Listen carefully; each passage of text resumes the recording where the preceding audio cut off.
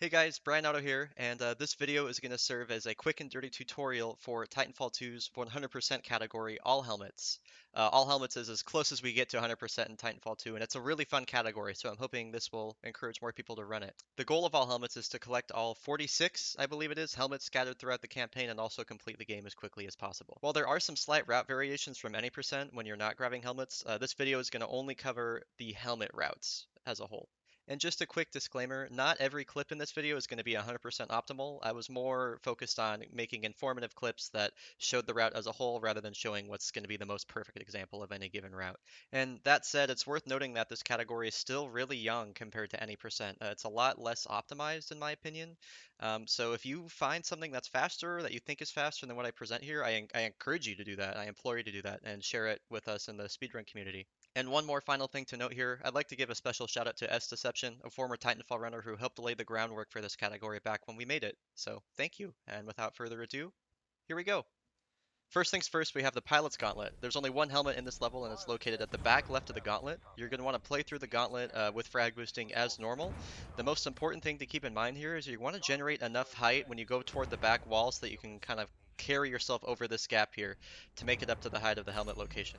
I usually only use 3 frag boosts in the Gauntlet. I find the 4th frag will normally send me downward when I'm going across that big gap toward the final helmet. So I usually just throw it away like you saw in the video here. A quick note about grabbing helmets is that their location can seem kind of variable. I think that their location might be different depending on the way that they're rotating, because they do rotate in place. And also, you have to remember that Cooper's hitbox will extend down below him. So if you're crouching, your hitbox below you is going to be smaller than if you were standing. It'll appear that you can grab helmets from pretty high above them, but always make sure that you're standing. I got lucky when I was crouching going over the helmet here.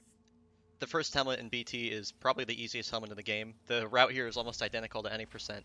They have the helmet location in the left of the second wall, after the second wall run gap, and you can just grab it in stride like you see in the video here. Not a whole lot to practice, just grab the helmet.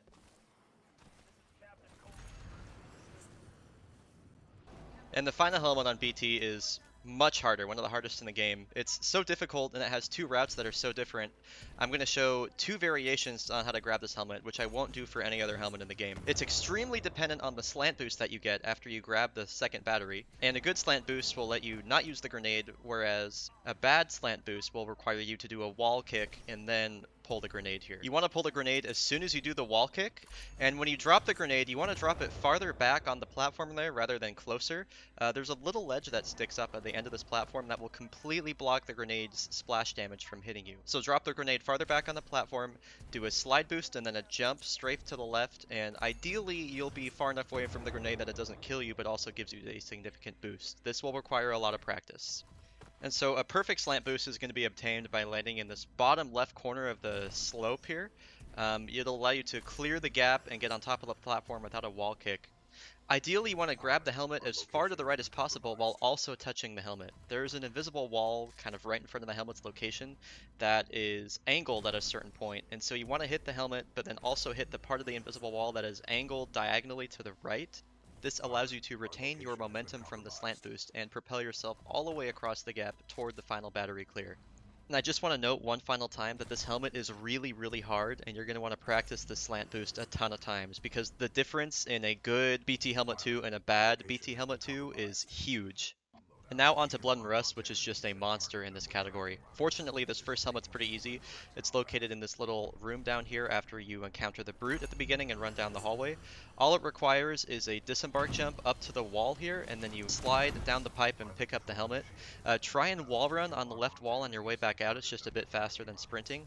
You can also maybe slide on the pipe there too. Be careful when you get out of BT. There is a window where if you miss your disembark jump, you also won't get a double jump. You want to, even if you don't get the disembark jump, you want to at least be like grabbing onto the wall in a high enough location where you can then jump from the wall and then double jump up to the pipe and then climb up there. Helmet 2 is a lot harder, and this helmet is all about covering an obscene amount of vertical distance in a really short amount of time. It is another disembark jump dependent route.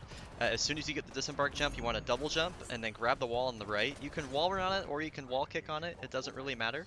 But what's most important is making sure that you're wall running on the wall on the left while looking at it briefly so you get some vertical wall climb distance, and then doing the same thing with the cylinder that you get to on the right. From there, you just jump across to the other cylinders, slide hop off the top, and then this wall on the left here, you're going to want to run on it for as long as possible because the window to edge boost is like super late on the wall. You'll have to exercise some patience here, so just wait till the latest point and then edge boost from the wall and immediately strafe right and then back left, wall kick on the right wall here, and then slide into the hole and press the button. If you're having trouble gaining the vertical height to clear the gap there without mantling, you can also just jump off the wall on the back to get up to the second cylinder. For Helmet 3, you'll have some momentum from Sniper Canal, which you'll use to take yourself up this little slope. You'll grab onto the right pipe and then wall jump to the left pipe.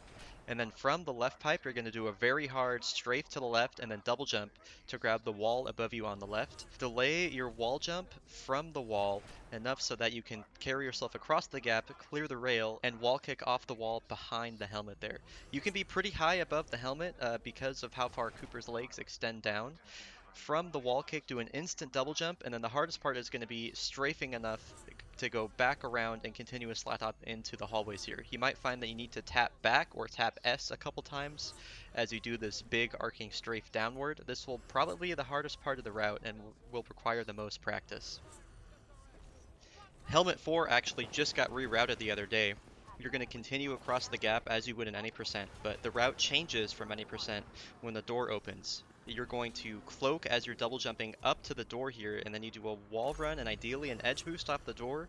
You strafe to the left, and then you're going to jump off the slope there, and then grab the wall as high as you can on the left side. Wait to wall jump from the wall until you get to the little circular thing that you see on the left there. If you jump before that, I find you could head bonk off that, so wait till you get to that circular point and then jump from there up to the pipe. From the pipe, you're going to want to hope that the stalkers aren't shooting at you too much. Do a slide and then a jump from the pipe and instantly strafe left, double jump, and then wall kick on the lowest point of the pipe that you can. You don't want to be too high when you wall kick off that pipe, otherwise you might land on the surface of the pipe and do a B-hop, which is slow. So do a wall kick from the pipe and then another wall kick on the far pipe on the right, or you can B-hop off the top of it. And then really grabbing this wall in any location is going to be pretty quick. What you see in the clip here isn't the fastest way, but generally if you're grabbing the wall on the side of the wall that's facing you or in the one that's kind of to the right there, you just want to grab the wall, turn around, do a wall jump, and then continue down toward the next set of hallways. So Helmet 5 is kind of a pivotal point in the beginning of the All Helmets run, and also a huge difficulty spike, so I find it'll be easiest if I explain this first segment for the climb in slow motion. So after you open the door here, you're going to swap to your secondary, jump and wall run on the right, and then double jump and strafe to the right and grab this wall. It's another double jump to the left here. You grab this wall, jump up, look to the left so you don't mantle, wall jump off of the pipe, do another double jump and grab onto the wall here, shoot this drone as it's coming up, do another double jump, grab the pipe, and now you can get to the helmet here. This route is kind of nuts, honestly. It's very difficult, and you may have an easier time just kind of corner climbing between the wall and the pipe on the right there. After you grab the helmet, you'll pick up your EPG, which you should be swapping for your secondary, not the EVA, and you'll do another wide arcing strafe similar to in Helmet 3, where you're going to strafe to the left enough in an arcing motion so you can generate a slide boost at the bottom. You don't need to do the EPG boost here, but you can if you wish. The EPG is a huge part of the beginning of the All Helmets route. And to give you a quick crash course on EPG boosting, because you're going to see this coming back quite often, EPG boosting is best done when you shoot the EPG far enough away so that it doesn't kill you instantly, but also that it still boosts you. Unlike in multiplayer, the EPG will kill you if you shoot directly at your feet, so finding that sweet spot is going to take a little bit of practice and a little bit of time, so don't sweat it too much. Normally when EPG boosting, you're going to want to be holding a strafe key, so either left or right, A or D. You're going to want to be looking opposite of the direction that you're holding. Most times that's not always the case, but I find that when I'm EPG boosting, if I'm wanting to strafe to the left, I'm going to be EPG boosting down to the right. Okay, and final helmet for Blood and Rust is going to be very similar in the beginning to the any percent route where you do that double wall jump. But once you get up to the wall on the right here, it's going to be a corner climb with double jumps interspersed between. I like to use the little yellow stripe as a visual indicator. Once I get to the top of that, I turn around and then double jump over to the helmet. From there, you can just do a slide boost off the helmet's location and continue down into pipe hallways. You'll have a lot of momentum going in there, so take some care. And now we're on to Into the Abyss Chapter 1, which, for how boring of a level it is in any percent, is very hard in all helmets. These first two helmets we get to almost immediately. We're going to boost over to the right and then go in this little cave for the first helmet's location. After you grab the first helmet, you're going to do a wall run on that rock that you see on the right there. It's important to grab that rock with a single jump and farther back on the rock if possible. You'll find that otherwise you'll kind of like mantle on the rock or bonk or something, so getting as far right and in front of that rock is going to be best. From this rock, you will do a wall jump off and then immediately do a EPG boost on the rock surface that you see in front of you there. While you don't have to do these EPG boosts, I highly encourage them as they are very fast and they do make all helmets that much different from any percent. So you do a EPG boost back to the right and then slalom back and forth across the water.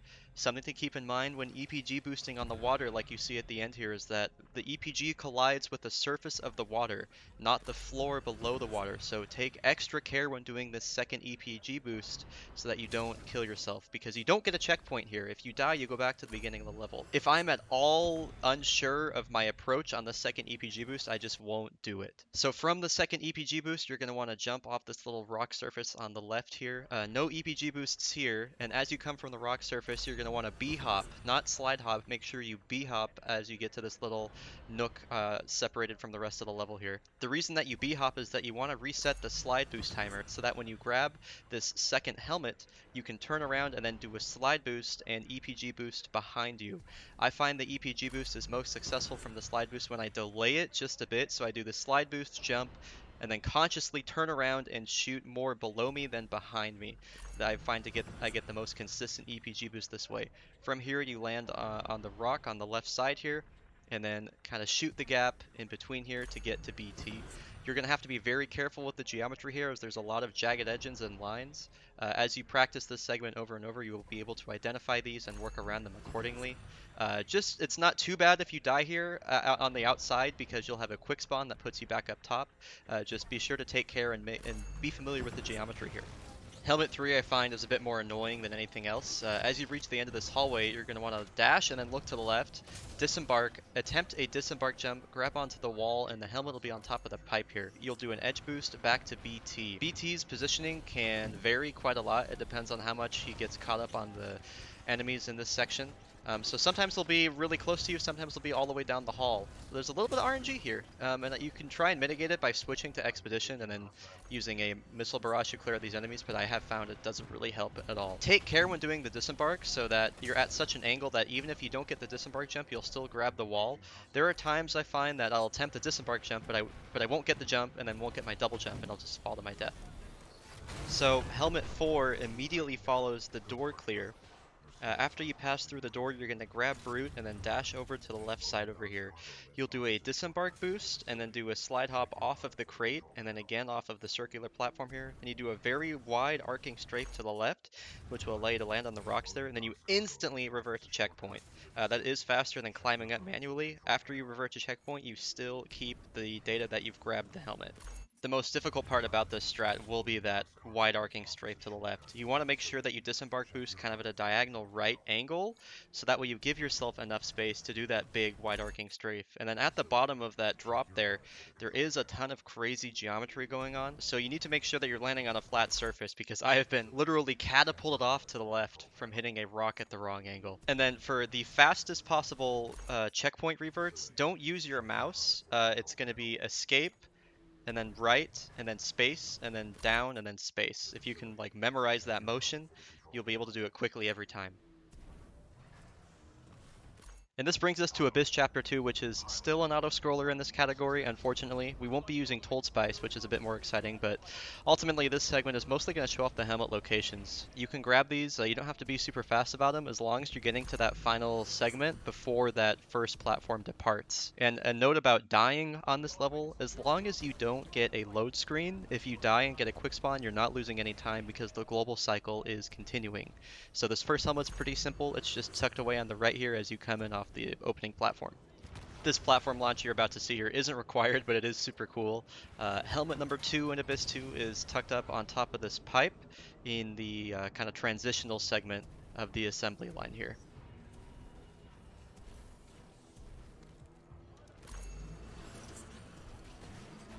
Helmet 3 is going to be a little bit sketchy. As soon as you touch the scaffolding after dome launch here, you're going to be on a small timer. It's not too much pressure, but it is something to keep in mind. As soon as you touch the scaffolding, you're going to want to get to the other side of this kind of assembly area as quickly as possible. The helmet is kind of behind this waterfall over here, so you're going to come down to this platform, just run on the wall here, grab the helmet, and ideally you can ride this platform right in front of us up here, but what I like to do is stand up on top of here and then jump as this platform comes down and then kind of land on top of it. This just gets me to dome skip as quickly as possible. Again, you can like wait for the later platform to get there, but I just like getting to this top one, so I'm not racing against the clock to get to dome skip before it triggers. So I'm using a clip from my stream for Abyss 3 because I had so much trouble getting it all in one take. In all helmets, we forego doing cylinder skip because there's a helmet located at the far end of the second cylinder here. I use these three little yellow lights you're going to see at the bottom of the cylinder as a reference. So I usually verbally count to 3, and then a little bit after I say 3, I'm going to do a jump and then shoot the EPG below me so that it boosts me directly upward. You then grab the wall and you're going to want to get into the position to climb up on top of one of the containment units as it extends from the cylinder. Two quick things to note here. You're going to want to delay the EPG shot probably longer than you think you need to. And also when it comes to getting on top of this extended containment unit, you're going to want to be looking away from it and then looking back toward it as a way to try to mitigate the mantle. If you mantle on it, it's not the end of the world. But also take care when you're moving off of the cylinder not to jump from it too early. If you jump from it while it's still extending, you'll actually be pushed away from the wall just due to how momentum works in this game when you jump off of moving platforms. So from here you'll wall run and then wall jump, and then you do a wall run on the next containment unit on the far end there. And from there you'll do a B-hop, grab onto the wall, and from the wall you're going to want to run it for quite some distance. Ideally you want an end boost here, but sometimes an end boost isn't always what happens. From the end boost you're going to go to the wall that's kind of hanging in the air, do a wall kick off that, and then you're going to use the Decept Cavern strat from the any percent route to continue on through here. Decept Caverns is really difficult. There's a lot of geometry you're going to need to be avoiding as well. There's a little bit of RNG with the enemy placements. I usually like to cloak as I'm coming up through the middle there to kind of make sure that they move the same way every time.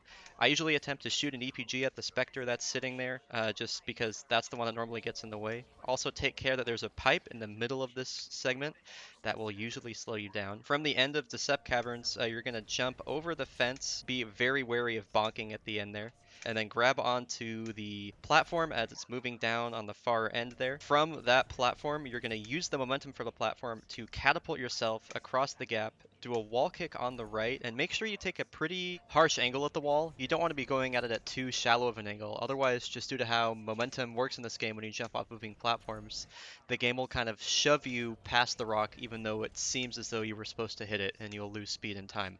From there, of course, just make sure that you are in a standing position, not crouched, and you should pass over the top of the helmet, or you can maybe sometimes slide hop off the top if that's just how it works out. Grab the helmet and then do a side jump to get back to BT. Let's go, dude. That was so. You have a bit of time to breathe and collect yourself on Effect and Cause Chapter 1 as before the hell that is Effect and Cause Chapter 2. Be sure to grab the EVA again as the game will replace the EPG with a different weapon in this level, unfortunately. These two helmets are super simple and you have so much time to come collect them. I don't really think I need to tell you guys what to do here, but in any case, here's a visual example. Just make sure that you get up on top to set up for the early zipline grab before BT gets done talking.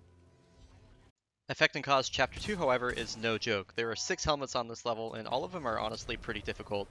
The first one is at the top of this elevator here. I'm going to jump, I believe it's 7 times as I climb the elevator, and I usually end up counting this to myself as I'm coming up. So from the elevator, it's 1, 2, 3, 4, 5, 6, turn around, 7. And I should clarify that each one of these jumps has a double jump in between them as well. The second helmet comes after the first Anderson dialogue room, and as soon as he says Anderson out, you're going to want to sprint and jump to the left wall there. You're going to want to run on the wall long enough to avoid the drone that's going to be sitting there in the middle, and then from there it's a wall jump to the right and a wall kick, followed by a wall jump arc strafe and then a wall kick on the other side. And you want to be lining yourself up with the helmet in a way that you're high enough on the ceiling so that when you double jump at the end of this hallway, you're going to be bonking your head as to push you down faster. You also want to be far enough to the left that you can generate enough speed from a strafe to the right as you're falling to do a slide boost as soon as you hit the ground. If you mess this up in any way whatsoever, or you bonk or whatever, it's okay. Just do a wall run on the inside of the threshold of the door where you would generate the slide boost normally, and it'll give you enough speed to go across to the other side of the room where you trigger the next Anderson segment. Now, Helmet 3 can be a huge pain in the ass. So this is going to use the frag boost strat that you normally see in fast 90% and 90%, though that's not necessary. What you need to be focusing on here is your approach as you come onto this middle cylinder here.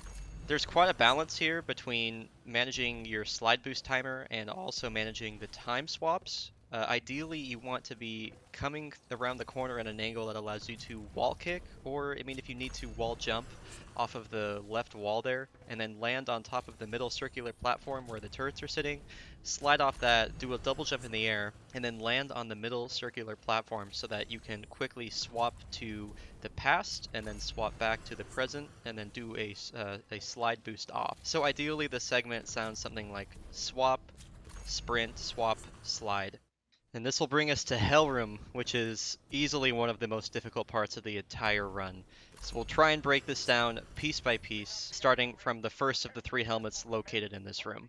So helmet 1 starts with a little wall run on the cylinder on the left side. You'll instantly double jump to bonk your head, and then as you come through the doorway, you'll do a big strafe to the left and a double jump, which will get you to the wall there. You can wall run or wall kick, however wall kicking is faster, so you'll wall kick off the left wall into a huge wide arcing strafe that'll take you in a big U-turn. You're going to have to practice this segment a lot to appropriately account for the amount of speed and distance you'll need. Sometimes you can even wall kick off the little panel that's sitting behind the helmet there. However, I have personally found that to be a bit inconsistent with actually picking up the helmet, so I usually just opt for the slide hop off of the platform there and then continue my momentum and strafe back to the right and double jump toward the wall that you see in front of us here. After the double jump, you'll grab the wall, and you're going to want to immediately jump again and re-grab the wall on the curved surface. This is to position you to basically take the any percent route through this next segment. You're going to be wall kicking off the panel and then jumping off the corner of the platform you see in the distance. You're going to have to really work for this strafe-wise. You have to be doing a ton of strafing to build up the speed for this. If you're not confident with the strat, I recommend just defaulting to whatever strat you normally use in any percent here to get over to the zip line. Now, this next segment can be pretty challenging, as how you obtain the first helmet can directly affect your approach for the second helmet. As you come off the zipline here, you're going to want to crouch just to drop from the zipline and then strafe to the right. It is obscenely important that you jump off of the little rail that you see me hop off of here, because getting a large amount of height is imperative to getting this helmet, because while Cooper's hitbox extends really far below him due to his legs, it doesn't really extend above him at all. So you have to basically shove your face into this helmet to get it, otherwise you'll find that you end up missing it. It can also be very tricky to manage getting the helmet and also swapping time and getting a wall kick off the right. However, if you manage to chain together wall kicks here, you're going to do a wall kick off the left, grab the helmet, wall kick off the right, and then, unlike in any percent, you're going to want to actually purposely get a wall kick off the left side of the platform and then kind of strafe around in an arc so that you b-hop off the raised boxes near this fire platform here. And a b-hop will give you enough height to wall kick off the right side of the wall, do a double jump, and then grab that last helmet as well. And the last helmet has the same difficulties in getting the height for it that the one prior to it does. So making sure that you're jumping from a standing position and then getting to that wall and double jumping off is everything with that. And that basically concludes the tutorial for Hellworm. However, I'm going to include the full clip of me doing this in a single segment just to show off how impressive and difficult it is. And there actually aren't any helmets in Effect and Cause 3 or Beacon Chapter 1, so the next helmet that you get actually isn't until Kill Room in Beacon Chapter 2, and this means you cannot do Kill Room skip in all helmets. And so this strat I'm going to show here is going to be with frags, because ideally you'll keep frag grenades for the frag boost heatsink skip. However, you can just bring fire stars in here and it's the exact same as any percent business as usual. However, with the frag, you're going to pull the frag as soon as you do the wall run coming into the room, and you'll land on the middle generator there. And after you land on that, I turn around and throw the frag at the cluster of drones that you see flying up. And then I'm going to pull another frag and throw it at the top between where the Spectres spawn. And I want the grenade indicator to be going directly downwards, so it'll be landing where the Spectres spawn in. After that, I clean up with the L-Star. I'll shoot the Spectre on the far end of the room, and then make sure I clean up any drones that lived, and then clean up any more Spectres that were left over from the grenade explosion. And from there, the door should open. The second and final helmet in Beacon 2 is a bit more tricky, however it uses the same principles that we apply in any percent with the second fan launch. The helmet is tucked away in the middle of this room at the very top in a little nook there, however you can grab the helmet just by wall running past it. Getting up to the helmet as quickly and as accurately as possible is going to be what's most difficult about this strat. How I do this strat is I zap the door open and I use my first jump right before I zap the fan, and then as the fan is pushing me up I'll use my double jump and be strafing to the right to try and get into position to grab the right side of the wall. And you want to be grabbing the wall at a spot where you can do a wall run consistently across the front of the gap there where the helmet sits, but not have the wall run broken up by the gap where the helmet sits. If it does get broken up by that, it's not a big deal. You can just re-jump at the wall and grab it again. And then from there you can do a big arcing jump across the gap and then land in between the walls and continue on through the level. This is most certainly a segment you're going to want to spend a bit of time practicing, as a mistake here that causes you to fall down below the fan is very costly. Now for the first few helmets on Beacon 3, you have a little bit of breathing room before the rest of the level, which is legitimately the hardest part of all helmets. This first helmet's up here on the upper platform, right next to the pillar. You're on a bit of a time limit here, but it's nothing too extreme. You just have to get back to BT before he's ready to throw you. And from here you can wall run off the pillar, hop off that little thing, and then pick up the second helmet and get into position for BT to throw you. Alright, so super fastball. Oh boy. This segment is much harder than it is in any percent. Comparatively, zipless is, I would say, easier than it is in any percent, but super fastball is absolutely the most difficult part of all helmets. I'll say first off that this is going to be a segment that's really hard to teach, but I will do my best. My advice to you is to practice this segment a lot. Even after you feel comfortable for it, just keep doing it. And one of the biggest benefits to consistent practice at this segment is that you'll get to learn what to do when something goes wrong. Knowing backups and knowing how to improv and knowing what to do when the route doesn't go exactly how you want to is going to be everything with all helmets super fastball. So let's see what I can do in breaking this down segment by segment. The initial throw is one of the most critical parts of all helmet super fastball because it determines the speed that you have for the whole first half of the trick. You're going to want to have the first building and the crane in the center of your FOV. And when BT throws you, you should be using the crosshair for the arc tool as a reference of where to be jumping. So I'm going to be doing the most slight strafe to the right because you need to be hitting a trigger that's near the crane. And if you don't hit this, once you return back to BT, you're going to be losing a ton of time as this leftover dialogue will play itself out over and over while you're doing the dish fight and the climb. So you do that slight strafe to the right, and then I'm going to be using the bottom left of the crosshair to determine when I use my double jump. So I'll be using my double jump when my crosshair is just a little bit below the crane. And from there I'll be doing a strafe to the left, and I want to be landing on the very edge of the beam that you see here. And from the beam I'll be strafing to the right slightly, slide hopping off the building, and then passing over the top of the helmet. And this requires a bit of a big, wide strafe to the right. You want to be strafing slow enough so that you're not killing your speed with moon boots, but also fast enough that you avoid hitting this middle circular platform that you can bonk. So you slide hop off the first building, strafe, and then slide hop off the building after. And then from there you'll be doing a kind of S slalom in the air and a double jump. Your ultimate goal here is to correctly set yourself up for the fourth helmet grab, which is probably the most difficult part of all helmets super fastball. My personal goal with this segment is to be landing kind of at the front middle of this wall here, so I can do a quick double jump and strafe to the right, which will allow me to maintain a lot of aerial control and also grab the helmet. And from there I can do a softball boost, which careens me over to the top of this crane platform here. To set yourself up to hit this wall at that spot, you might find you want to double jump a little bit early before the jump that precedes the wall.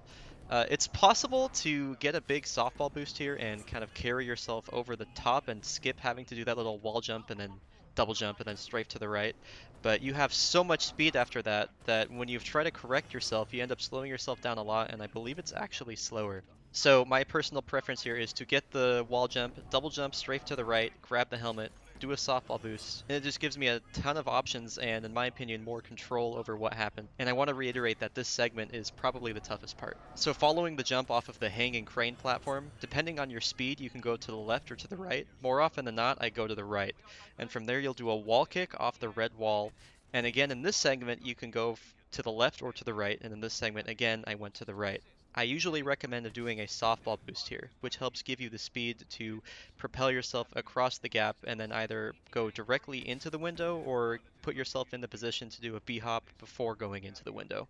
From there, I find a wall kick off the left wall is best suited to give you the speed and the angle you need to grab this helmet that sits above the little archway here. And while it may be tempting, when you go around the corner, I'd recommend not wall jumping off of the set of beams there. If you wall jump, you'll bonk basically every single time, so you just take that sharp right corner, run off the wall, don't jump, grab the wall on the other side, and then strafe around the pipe there, and give yourself a softball boost to help push you around the corner like you would in any percent.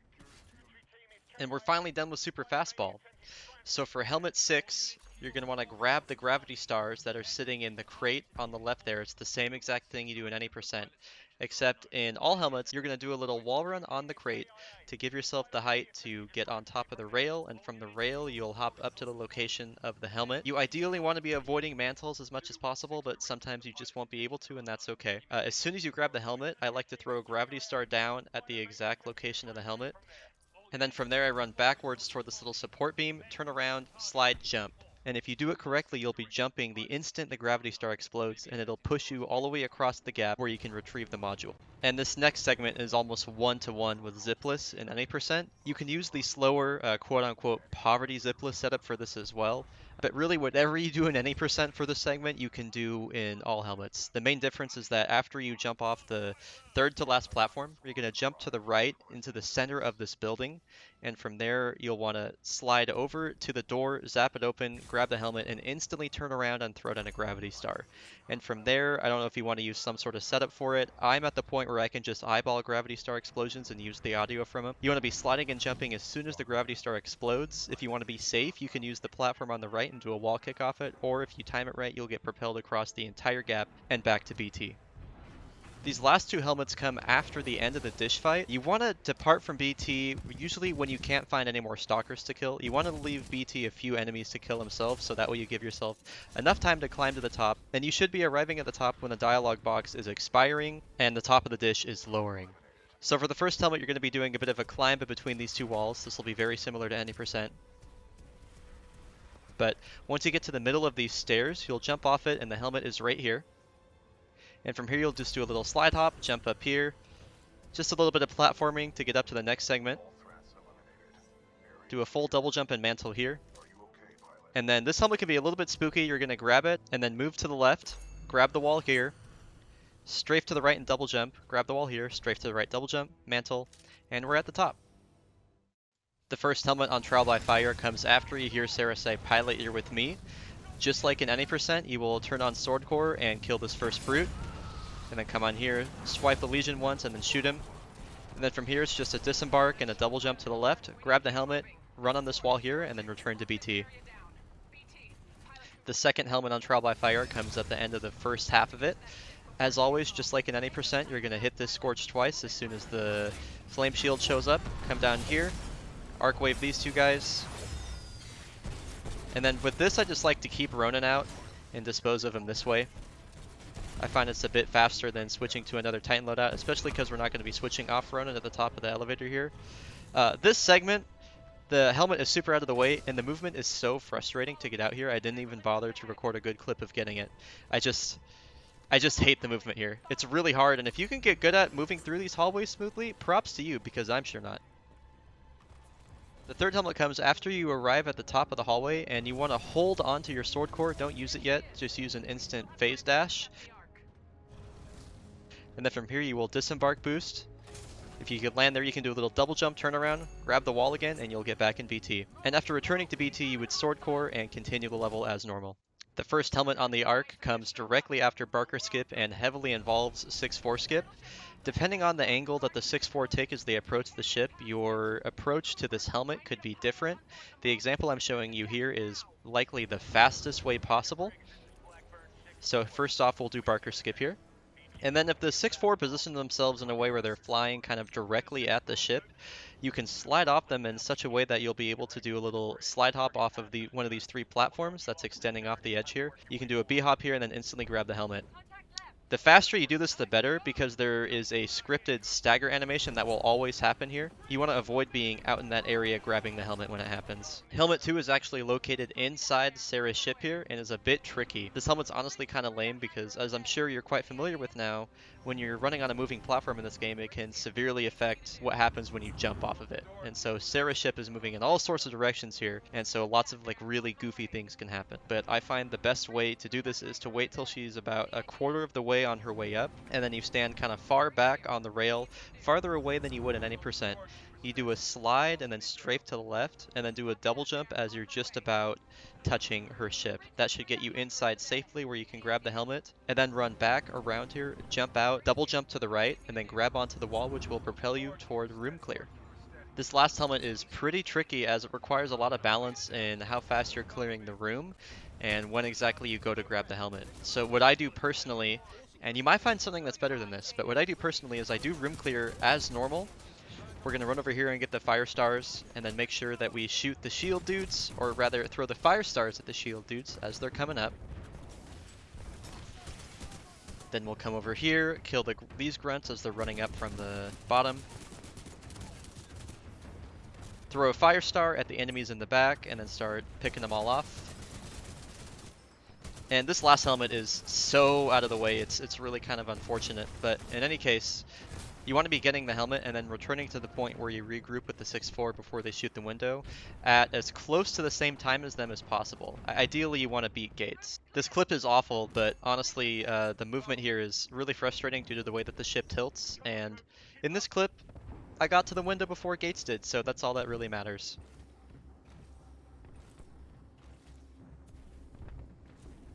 Alright, are you still watching? We're at the home stretch now. This is the fold weapon. There are 3 helmets on this level, and the first one was one of my least favorites in the entire game. I hate this helmet. So as you come out of the door here, you're going to want to jump to the left and immediately grab the wall.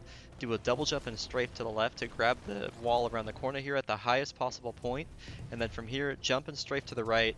And the reason you want to be so high up is that it's way easier to wall kick off this pipe here when you're jumping from a higher position. Otherwise, the game is really finicky about letting you grab the pipe. And then from there, you'll double jump, and I prefer doing a B-hop off this top platform here. I noticed that when I do a slide hop, the game will still register me as crouched when I approach this pipe that's angled upward in front of me here. So I just prefer to do a B-hop, grab the pipe in kind of the middle right, and then jump around, grab it on the right again, and then from there mantle up and then slide boost after the pipe. I haven't been able to find a way to make this really smooth. This clip here is about as good as I get it in any run. So for helmet 2 following door skip here, the first thing I'll say about this is that it's honestly probably really unoptimized. I like to try and get a slide hop off the door as it's falling, and then I'll jump off these 2 generators here, and I want to land on top of the crates there, which will allow me to do a full extended double jump and a wall run on that red wall, which will then allow me to get enough speed to get on top of the pipe, which I can slide hop off of and continue down the hallway. While there is a lot of movement in this clip, I do find it's not terribly nuanced, and I encourage you to try and find a better route for this.